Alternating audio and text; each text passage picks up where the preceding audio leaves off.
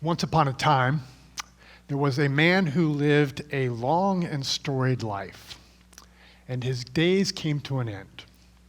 And after he passed away, his family and his friends got together and they started telling stories. And the stories that they told, they spanned generations, decades. Stories of his childhood and running around and playing and riding his bike down the street and skinning his knee. Stories of starting school and going to school and being really good at math and really terrible at English and all the struggles and challenges. Stories of junior high school and trying to fit in, and stories of high school and sports and activities and events, and stories of becoming a young adult and beginning to his career, and stories of his career, stories of having kids and raising kids. Decades were covered as they told their stories. There were stories that covered diverse topics, stories of family and stories of friendships and favorite hobbies and activities and vacations and triumphs and failures and hopes and dreams that were fulfilled and those that weren't. And the stories were happy, and some of the stories were sad, and some of the stories were disappointing, and some of the stories raised up feelings of anger or pain, difficulty. And while the stories were told, there were tears that were shed, there was laughter, there was sorrow, there was grief, there was regret. All these stories as they were shared. And amongst the stories and the people telling the stories, there were times that in the midst of it all, it was almost hard to believe that people were talking about the same person, because there was just so much and different perspectives and different experiences that people had of this person. And a few days later, all the family and friends gathered together for a celebration of this man's life. And all the stories that they had told had been sorted and ordered and retold. And at the end of all the stories, so they were being told, people laughed and people cried, people grieved, people celebrated. But at the end of all of the stories, it was one story. Not just a collection of many stories about one life, but a life that told one story. This guy was the strong one.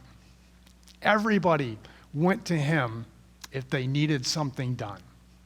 If they needed help with a project around the house, if their car was broken down along the side of the road, if they needed help moving, this guy was always the strong one. He was always there. Not always the patient one, not always the most compassionate one, not always the most, but always the strong one. Until he couldn't be. Until his body was invaded by cancer and it began to deteriorate over months, to the point where he could no longer be strong for anyone and was actually relying now for people to be stronger, to be strong for him. And anybody who knew this guy will tell you at that moment, this man who had been strong his whole life became the strongest version of himself as he could no longer be strong for other people. And his last will and testament was about the unconquerable love of God. Or the story about the guy who lived a life always ready for the party. He was always planning a party. He always wanted to be a part of the party. He always wanted to go to the party, and he would have planned these elaborate celebrations, and not just like big events, but for anniversaries and for birthdays and for summer vacations, and he had all these big ideas about all these parties, and he did it, and he entertained people, and people would come to the parties, and people loved his parties and had a great time. But the parties often didn't meet up to what he envisioned. And he was often, over the course of his life, sullen and angry because all the things that he had dreamed of didn't come to be. And at the end of his life, his witness was to the kingdom of heaven that is described in the Bible as a party. A party that we have to wait to experience and only know in part now, and then with that, experience disappointment. Or the story of a guy who lived his life just always showing up for his family, showing up for his friends, showing up for all the school activities, showing up for all of his kids' baseball games, showing up to church every Sunday, putting on his coat and his tie and showing up to work every day of his life. He was always there. He always showed up. He didn't always show up exactly the way you wanted him to. He didn't always do exactly what you wanted to do when he was there, but he always showed up. It was a testament to a God who is always faithful, who is always true, who is always there. And I've seen this story played out over and over again as I celebrate people's loved ones at the end of their life.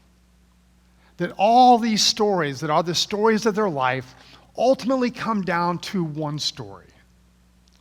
There are a few core questions that haunt many of us who are introspective and reflective about life. Questions about the meaning of life and who am I and what am I doing here and what's the purpose of my life? Does my life even have a purpose? But at the end of your life, if the people who witnessed it get together and start to tell stories, the good and the bad and the ugly, the beautiful, they will discover among the myriad of seemingly random events one story. Now, you cannot know this story. You can spend your whole life looking for it. You can miss the mark of the story. You can fall short of the story. You can even produce the negative effect of the story. All that is for another day. We'll talk about that. You cannot know it, but you can't not live it. You can't not live it. One day, David, who was a poet, songwriter, author, warrior, king, adulterer, murderer, father of rebellious kids, David stared off into the night sky in awe, and he wrote these words: "When I consider your heavens, the work of your fingers, the moon, the stars which you have set in place, what are mere mortals that you think of them, human beings that you care for them? You made them a little lower than the angels and crowned them with glory and honor. You made them rulers over the work of your hands. You put everything under their feet, all flocks and herds, the animals of the wild, the birds in the sky, the fish in the sea, all that swims the paths of the sea." In another moment of reflection of a more introspective nature, David said, "For you created my inmost being. You knit me together in my mother's womb. I praise you because I am fearfully and wonderfully made. Your works are wonderful. I know that full well. My frame was not hidden from you when I was made in the secret place, when I was woven together in the depths of the earth. Your eyes saw my unformed body. All the days ordained for me were written in your book before one of them came to be." That David says, I was created intimately, uniquely, fearfully, wonderfully. That what God did was a personal work of creation. In Genesis, the beginning of the story, after God does his 6 days, or has done 5 days of shock and awe in creation, he comes to the crown of his creation. And it's described this way: "Then God said, let us make humankind in our image, in our likeness, so that they may rule over the fish in the sea and the birds in the sky, over the livestock and all the wild animals, and over all the creatures that move along the ground." So God created humankind in his own image. In the image of God, he created them. Male and female, he created them. It's interesting if you if you compare what David says in Psalm 8 to what we find in the story of the beginning in Genesis 1, you see that both of those accounts tell us that God created us to rule over the earth, that we were created to govern, to be in charge of all the other things that God created, that humans are unique in God's creation. So this week or coming week, I guess Shark Week is on the horizon, right? Sharks don't get together and have a human week. They might get together and eat a human, but they don't get together and think about how we navigate in the world and what in the world that we're doing here, right? No lions are wandering across the African plain just trying to find themselves. They're trying to find their next meal, but not their purpose or the meaning or the significance of their life. Humanity is unique, and we were made to rule over creation. And then both accounts say that, and then you look at what precedes that ruling, and in Genesis chapter 1, it's let us make humankind in our image and in our likeness. And in Psalm 8, created to rule, and he crowned them with glory and honor to rule. That in creating us in his image and likeness, he crowned us with glory and with honor. The crown of glory bestowed on humanity bears and emanates the likeness of God. Now, last week I said from Paul's letter to the church at Corinth that your life is a letter penned by the Holy Spirit from God. Dan Allender says it this way, same thing. God writes the story of your life to make something known about himself. God created your life to make something known about himself. Now, I can hear dozens of questions popping off in people's minds, maybe not yours, but I've had these questions too. Really? Really? Life isn't just a random series of events? That there is actually rhyme and reason to all the stuff that is the stuff of my life? One of the contentions of the postmodern world is that there is no larger story. That we're born, we live, we die, end of story. In some respects, it might be easier to accept that than it is to try and make sense out of all the stuff that happens in the course of our life. How to make sense of pandemics and injustices and human suffering and all the things that we're going through right now. But without a larger story, we've resigned ourselves to uncertainty. If there's nothing bigger to appeal to than it's just your opinion or my opinion. And so you hear people saying things like, well, that's just the way I see it. Or that's my perspective. Or you have your beliefs and I have my beliefs. And the suggestion is that your beliefs are just as valid as my beliefs, and yours are yours and mine are mine, and you be you and I'll be me. No larger story. Neil Postman says that in the end, science does not provide the answers most of us require. To the question, how does it begin? Science answers, probably by an accident. To the question, how will it end? Science answers, probably by an accident. And Postman contends, and too many people, the accidental life is not worth living. Right? Is life just a random series of events, no rhyme, no reason? Or is there a larger story that we're all a part of? You might be thinking, really? maybe other people, maybe David when he stared off into the night sky, maybe his life was crowned with glory and honor. Maybe he was created in the image and likeness of God. Maybe his life was meant to reveal something about God, but mine? I mean, maybe the other people, maybe like Moses or maybe the Apostle Paul, maybe even like religious people, maybe pastors or evangelists or elders. Maybe their life, but my life?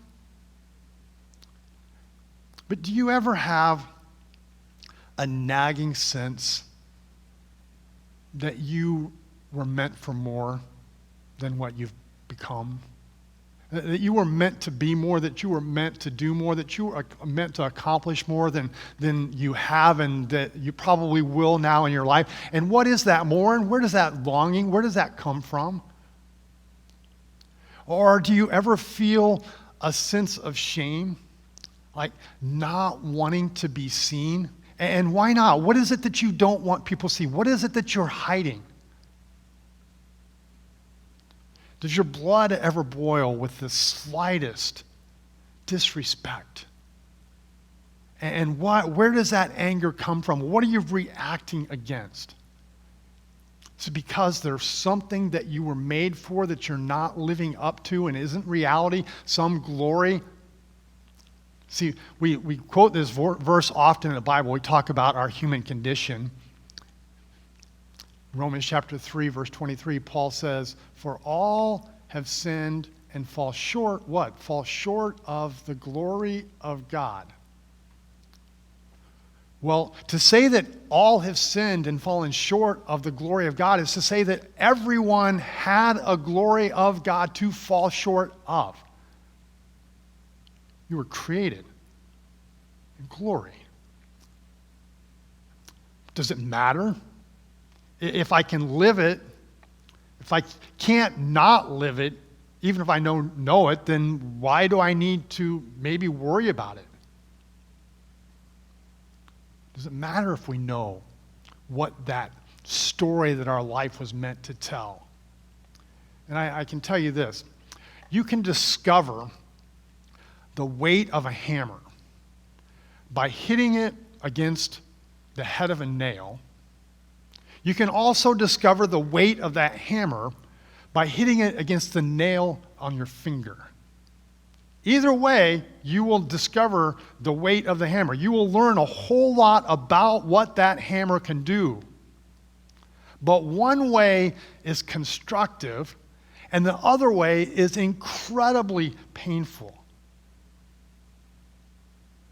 Dan Allender says that when we begin to understand the story that God is telling through our lives, that we can join God as a co-author in the story. He's saying that we can be a hammer driving a nail instead of a hammer banging on a finger. That we can actually live into and cooperate with the work and the purpose of our lives and join God in it, or our lives, and this often happens, become a cautionary tale.